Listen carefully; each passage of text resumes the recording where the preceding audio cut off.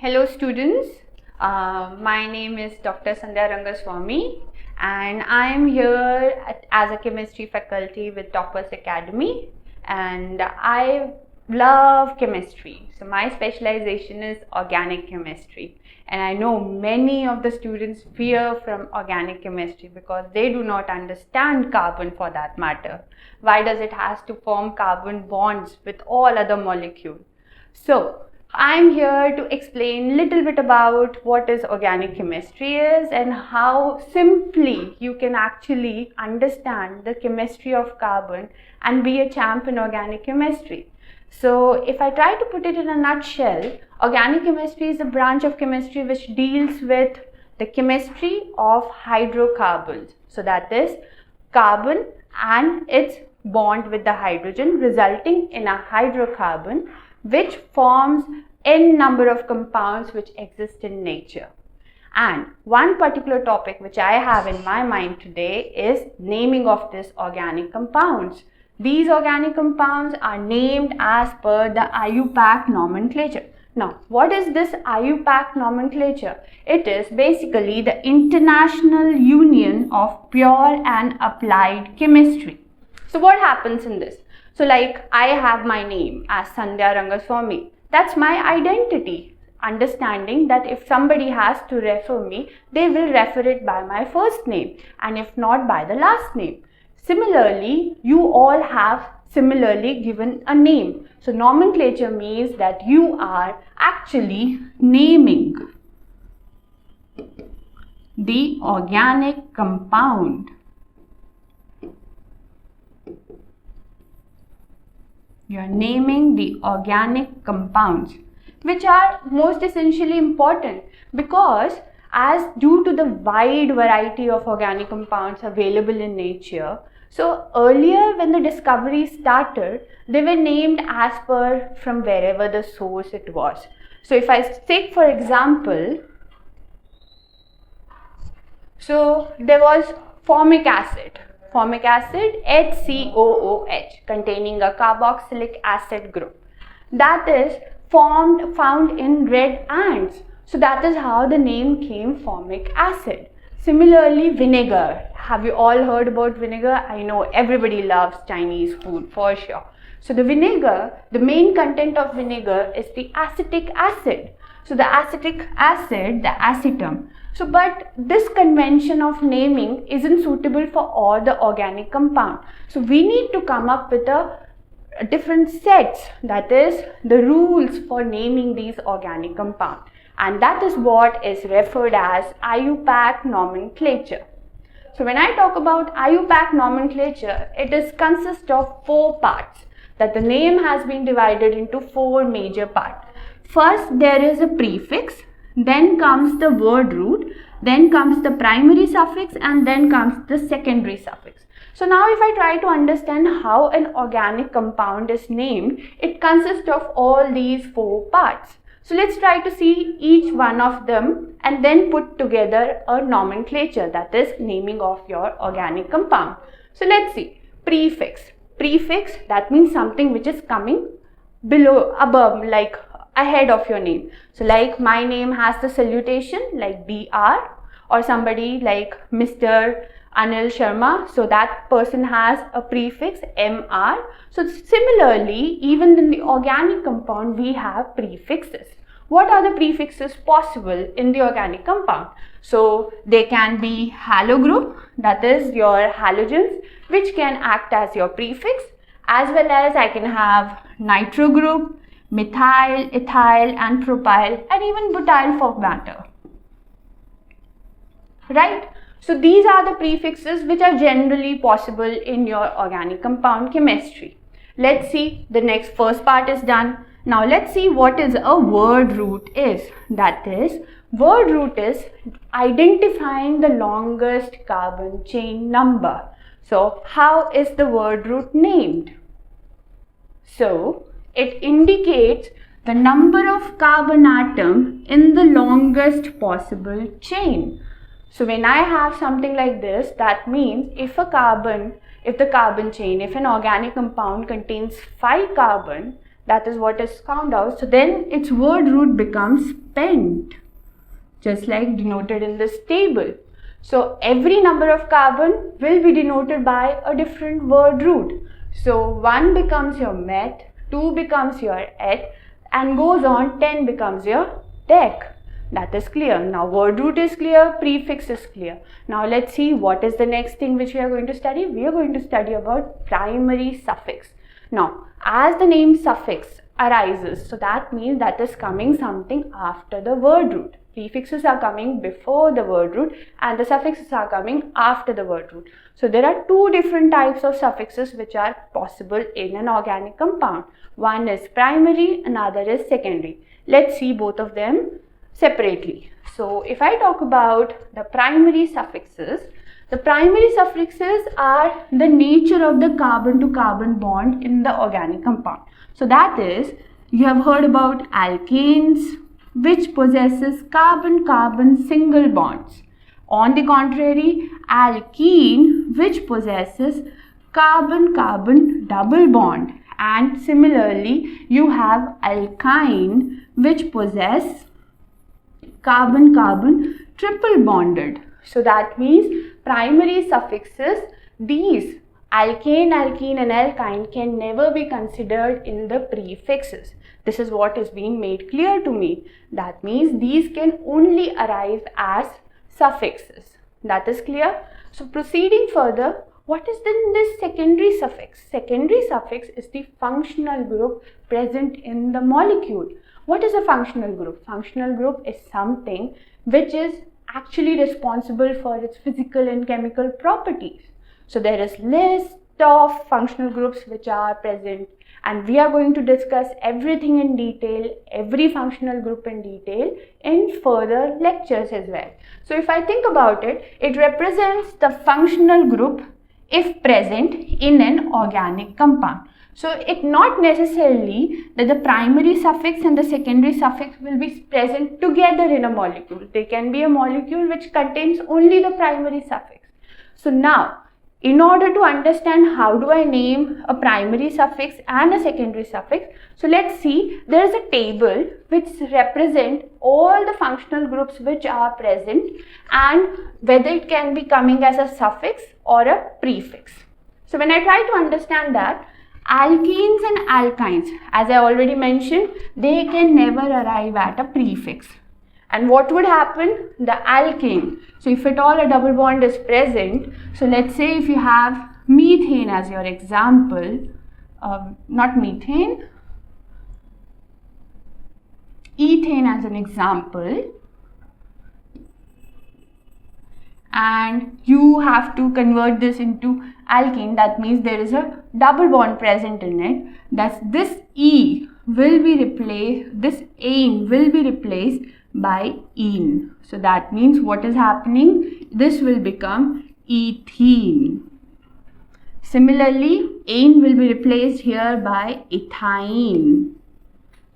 Right? So that is how a double bond and a triple bond is named. So let's imagine a case where I have given CH3CH double bonded to CH2. This is the compound which is being given and I have to name this compound. So I can see it has 3 carbons in it. So the word root becomes prop, right? And I have no functional group which is secondary in nature. I have a primary suffix which is a double bond. Apart from that, there is no prefixes. So what does this compound named as? This compound will be named as propene. Simple? Right? All you have to do is find out the word root and find out the functional, that is primary suffix, and add it together to form a name. That means propene. So let's see what is the next functional group which has been given. Halides. Halides, I've already mentioned, they will come always at prefixes. Now comes the different class of functional group which can arise as prefix and can arise as suffix as well. So in that cases, the order, what order? The order of the functional group to be considered of the higher priority or the lower priority comes into the picture. So when I talk about that, then the alcohols. Alcohols, very well, you all are aware about it, that it contains an OH group. The OH group in this, if I have to consider this ethane itself right now, so the ethane, the last E will be replaced by OL. So what am I doing? The ethane will become ethanol when I have to consider it as a suffix. But if I am considering this as a prefix, then it becomes hydroxy. So let's say I have a compound which has two functional groups for that matter. CH3, CH, OH, COOH. So these are the two functional groups. So here you can see this is a carboxylic acid. So in that, carboxylic acid gets the highest priority. When it gets the highest priority, the OH becomes the lowest in number. So when the OH becomes lowest, it comes as a prefix, not as a functional group, not as a primary functional group. So in that case, the name of this compound will be 2-hydroxypropanoic acid. Why prop? Because the 3-number carbon chain will determine what? The 3-number carbon chain will give you the word root. The functional group which is present is the carboxylic acid group, and the prefix which is coming as hydroxy. That is how you name a compound. So let's proceeding further. We can see there is an aldehyde group which is present, which is represented by CHO. That means this E in the ethane will be replaced by al. Simple. That means, so this will become ethanol in the case of suffix. But if I consider for the prefix, then what would happen? In the case of prefix, it comes as an oxo group. And what is the difference between aldehydes and ketones? Aldehydes are generally CHO, ketone is the carbonyl group flanked between the alkyl chain. When it is flanked between the alkyl chain, the E will be replaced by ON. Proceeding further, we can have a cyano group attached. A cyano group will be represented by nitrile. But when I come to naming of these nitrile, this has to be written completely. Why completely? Because the N over here is not a vowel. So there we learn another new thing about the naming, that if a functional group over here is not proceeding with a vowel, then I will write the word root completely. That is, here in this case, ethane nitrile. So how will an ethane nitrile looks like? CH3CN, and this will be named as ethane nitrile. Right? Is it clear? So that means if at all a suffix is not proceeding with a vowel A, E, I, O, U, then I would write the root name completely. This is what I can infer from. And if at all the cyano group comes as a, this nitrile group comes as a prefix, then it will be a cyano group. That is what I have to remember. Similarly, ethers. Ethers never come as suffix. They are primary functional group, but they never come as suffix. So you can see, right? So if I have to consider it, I'll consider oxygen with the lowest number of carbon it is attached to. So let's see an example for that as well. CH3OC2H5. So which side the number of carbon chain is higher? It's on the right hand side. When it's higher on the right hand side, that means the oxygen has to be clubbed with the lower number, that is 1. So this becomes methoxyethane.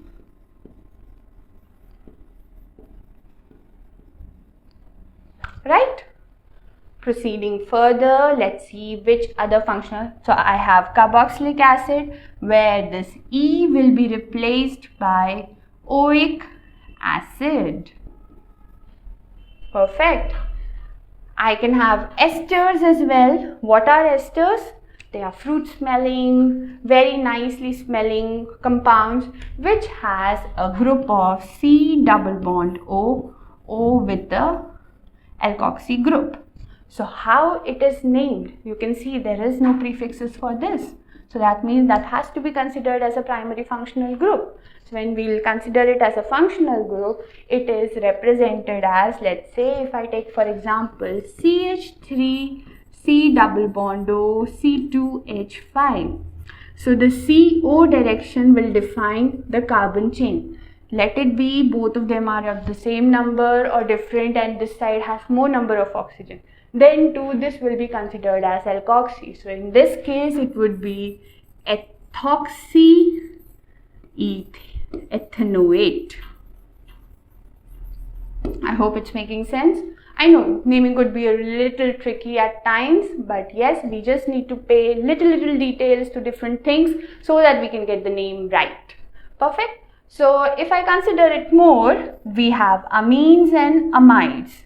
Amines come as prefix as amino, which is a very simple thing. If at all an H2 group is in lower priority, I'll put it as prefix amino. On the contrary, if it is again if it's a secondary suffix, then I would have ethanamine.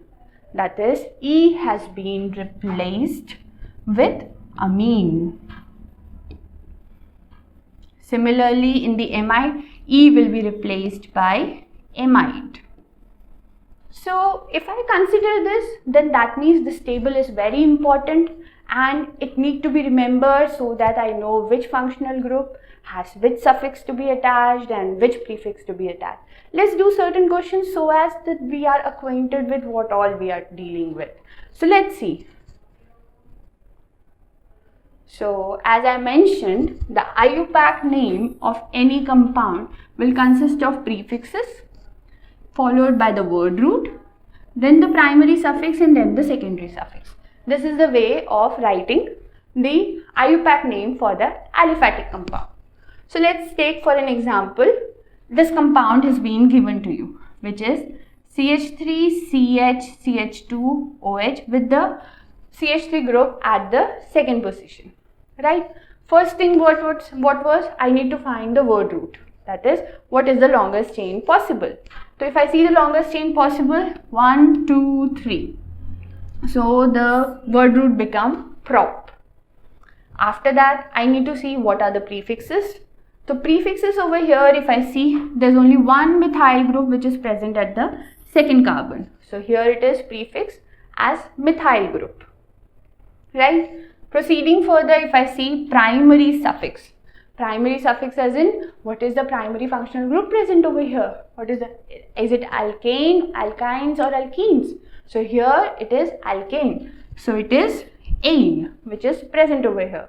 Secondary suffix is an ol, that is an alcoholic group is present over here.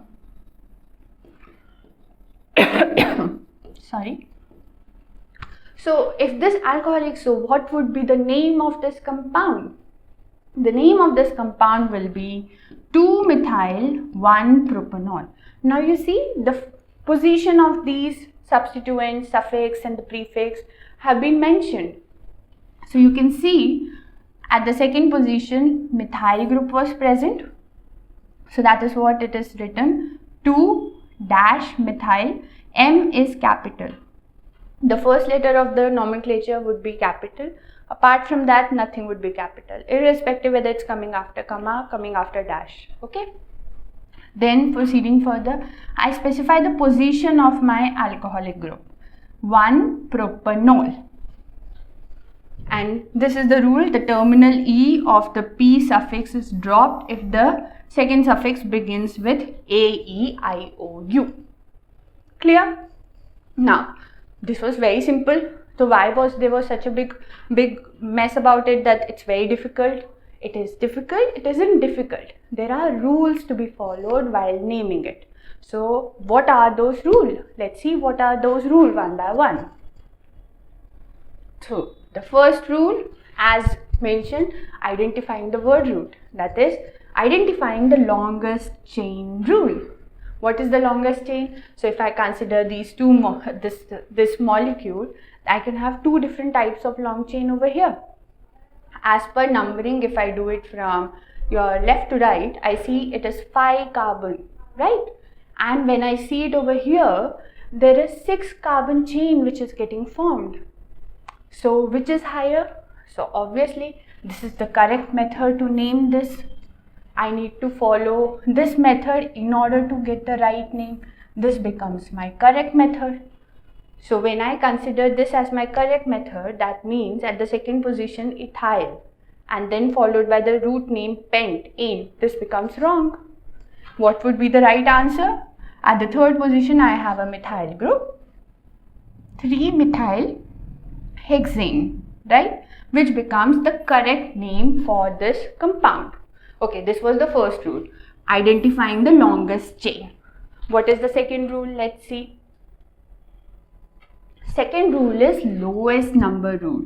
That is, the prefixes which are present onto your molecule should get the lowest number. So what is this lowest number? So that means, so let's say if I have these two molecules, one I can number it from left to right, another one I can number it from right to left. When I am numbering them, so what is happening? So the methyl group which is present as a prefix gets the position 2. Whereas if I number it in right to left, the prefix gets the position number 3. Which is the lowest number? 2. Obviously. So that means the correct way of numbering this is selecting the prefixes having the lowest number. So if I see this, 2-methylbutane is the right answer, not the 3-methylbutane. So we studied 2 rules so far. First was finding the longest chain. Second is the prefixes should get the lowest number possible. Let's see what the third rule says. Third rule, arrangement of prefixes, which is what? So like, this is very simple. What is the arrangement? They are always arranged alphabetically. So as in your classroom, your roll numbers are always arranged alphabetically. The A comes first, Z goes the last.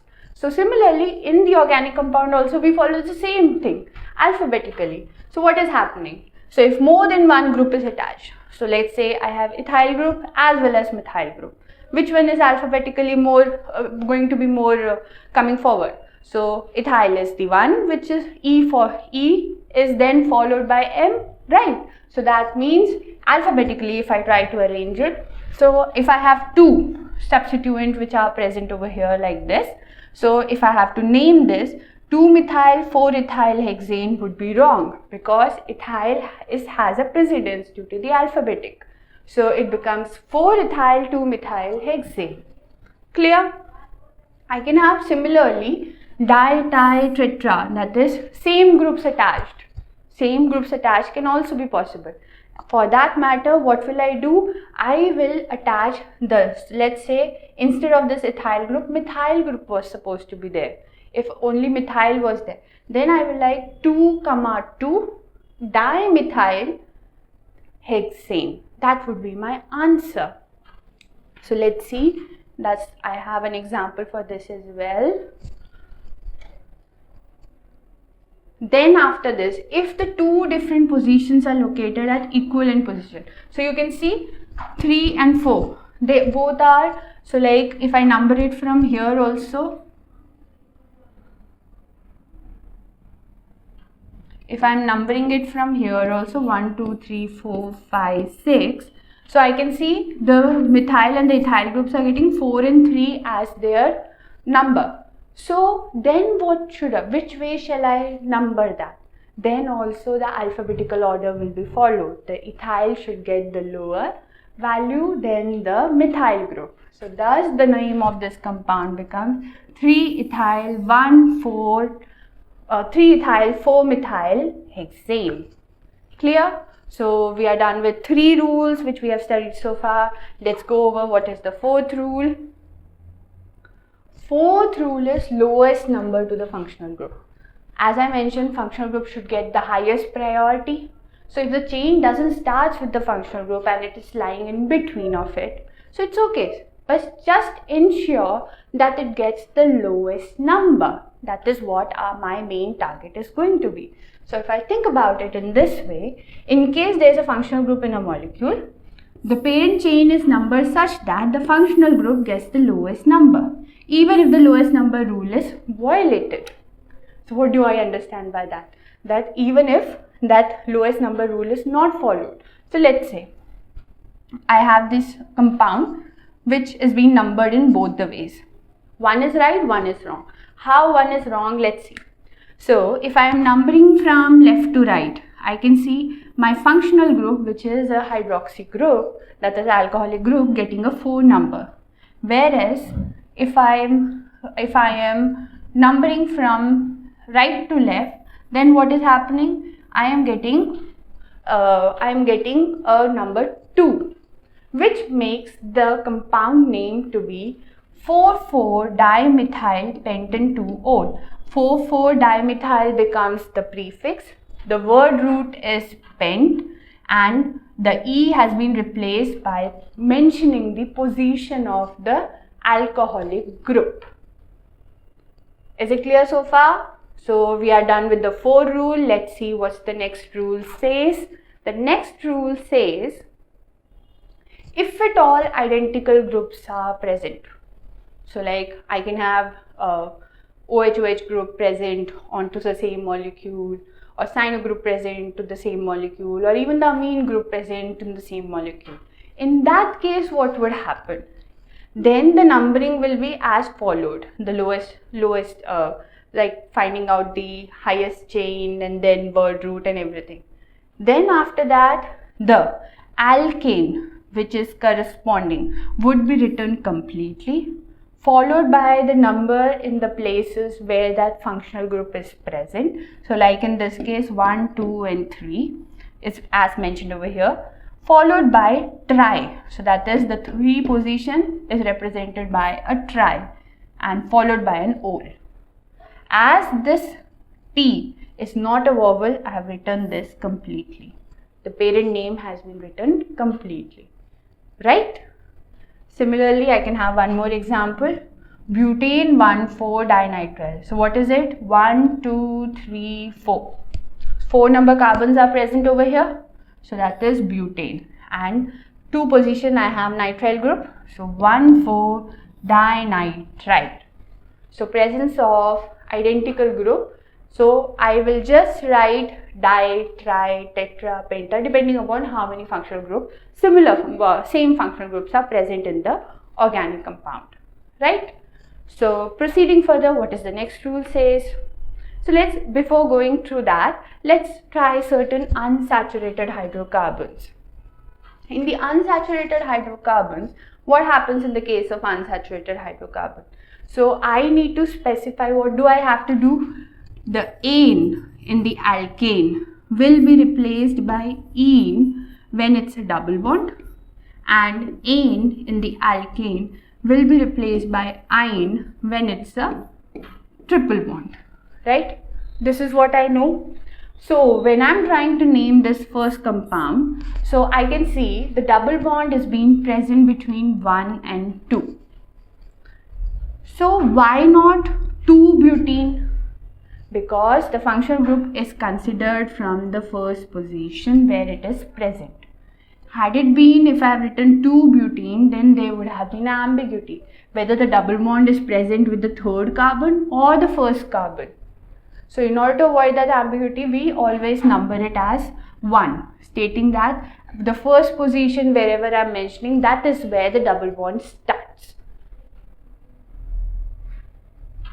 Similarly, if I try to see for the alkyne as well, I can see the double bond between second carbon and the third carbon. Thus, my name becomes but2-ine. So that is, ane has been 4 carbon, but butane, ane has been replaced by ine, specifying the position of the double bond. Clear? I can have multiple double bond, multiple unsaturated, multiple double bond or triple bond in the compound. So when I have such a situation, in that case, then it is not followed by the vowel. So that means I would have to write the whole name. So when I write that, penta 1,3-diene, even pentane 1,3-diene is also right. Clear? So this is how we name our organic compounds, little by little. So this is just the start of it. And I know there are a lot of long list of functional groups which I gave. So we'll be doing everything in detail in every chapter as well as here as well. So in that manner, on that note, I like to add up over here, organic chemistry is not difficult. It just requires a little more understanding than more other subjects, and it requires a focused attention. So don't be afraid of organic chemistry. It's just a little carbon and it constitutes the whole universe. Carbon has its footprints on everything in the world, even our body. Our body consists of a lot of carbon molecules. So what I can think about carbohydrates, the protein, the DNA, the hereditary matter, everything consists of a carbon. So we do have carbon dating as well for that matter to find out the age. So carbon has its implication everywhere. So there's no need to be afraid of organic chemistry, and together we'll be able to solve many more questions and learn different ways to remember different things. So on that note, I shall take a leave, and thank you so much. Thank you for watching.